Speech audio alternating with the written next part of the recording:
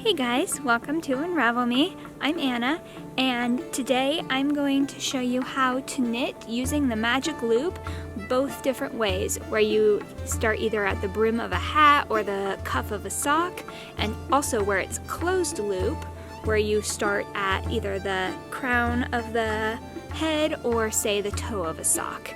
So let's get started. So to do the magic loop from a closed section of knitting where, say, you're starting either toe up on a sock or at the crown of a hat, you're going to need to start either with Judy's magic cast on or a Turkish cast on or a similar type of cast on. So I'm just going to do Judy's magic cast on real quick. If you are not sure how to do Judy's magic cast on, you can just click on the little icon where I have a video on how to do that up above. So for demonstration purposes here, we're going to start with 6 stitches on each needle, and you will have something similar to this where you will have 2 needles with stitches on each one, and it's all together in the back. So we're just going to rotate this clockwise, and I have my yarns coming out here. And for magic loop, you basically knit 1 needle at a time. So this is where you'll often see reference to needle 1 and needle 2. Needle 1 is usually your first half of your stitches, and needle 2 is usually your second half of stitches. Different patterns may tell you otherwise, or they may have you arrange your needles slightly differently, but in general, you have roughly half your stitches on one needle and half on the other. So we're just going to slide this through, and now you've got your little cord through here, so it's easy to work, and you can just start knitting that. I like to knit my tail end with my working yarn for the first 2 stitches just to lock it in there. And once you get to the end, you're going to drop that left hand needle that you just finished knitting on, turn the work toward you so the inside is facing, and then rotate it clockwise and start pulling that cord to pull that needle that you just dropped up here, and then you want to kind of slide it down into those stitches. Now you're going to rotate it again so that that needle that you just pulled through is at the top, and you're going to start working these stitches. So pulling that bottom needle out now. That's the row that you just completed. And you want to be careful not to pull too tightly, because if you do, then you'll have a hard time getting your needle back into those stitches. Also be careful not to make it too loose though, because then it can just leave some gaps. And knit across. We're going to again drop that needle from your left hand, rotate your work toward you, and then clockwise pull the cord through to get that dropped needle into these stitches again. And see, I pulled too tight, so it was difficult to put that through. And that was 1 round, and you are back at the beginning to start working around and around.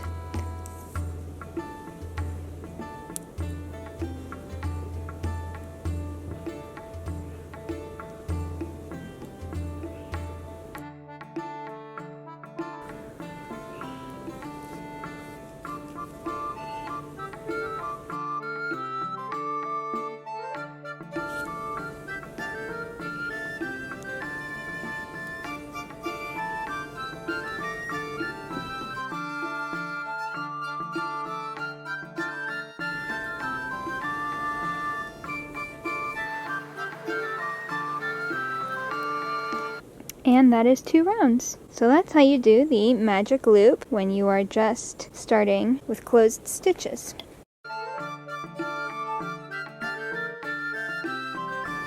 Working magic loop with stitches where you're starting with an open work, say at the cuff of a sock or at the brim of a hat, for me is a little bit more difficult.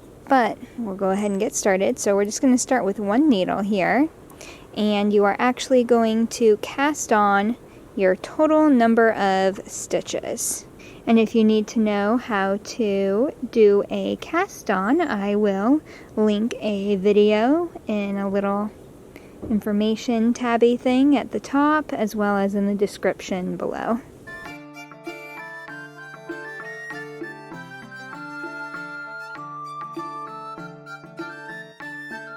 Okay, so I actually did 16 stitches here, which means that it's going to be similar to like before, where half is going to be on one needle and half is going to be on the other. What I like to do so that you don't have a jog when you connect them is to cast on one more stitch than the number of stitches required for your cast on. And you'll see why in just a moment. So I have 2, 4, 6, 8, 10, 12, 14, 16, 17. So now you're going to turn this clockwise and scoot it down your needle and split it in half where that extra stitch is on the front half. So 2, 4, 6, 8, 9. So here's our halfway point, and there should be 8 here. 2, 4, 6, 8. And you're going to pinch the cord and split those stitches and bring it through, being very careful not to let these twist, because I have done that and it's not fun. And slide your needles back in. Now we're going to rotate counterclockwise just so it's facing up. We're going to grab that stitch that's on our left needle that's also attached to our cast on and just slide it on over to our right needle. And then you're going to grab the stitch that's on your right needle, that second stitch now that's on your right needle. It can help to pull this out and slip it over that stitch that you had moved over there and slide that back in. And you can tighten that up by pulling on your tail end of yarn. So now you're ready to begin working around. So that right hand needle you're going to slide out and just start working around in whatever pattern. So I'm going to do a 1x1 rib. Once you get to the end, drop that needle that's in your left hand. Rotate the work towards you so you can grab that needle now in your left hand and pull the cord with your right.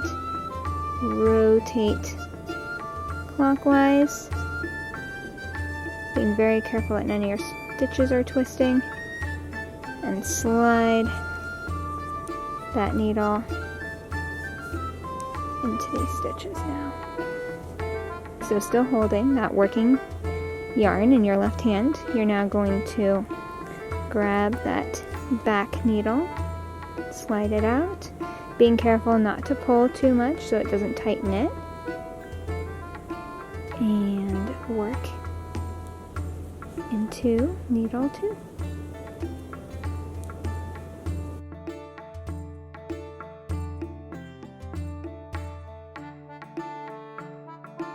Again, drop that needle out of your left hand, rotate it towards you to grab that needle. Now with your left hand, pull the cord with your right, rotate it again clockwise, move your tail,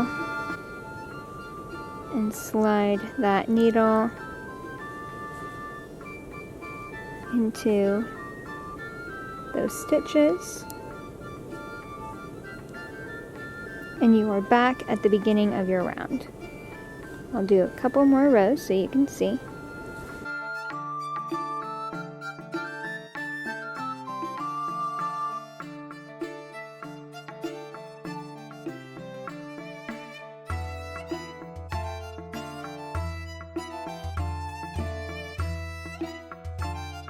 And I like to kind of pinch this bottom stitch here with my ring finger and thumb to help push that needle through sometimes.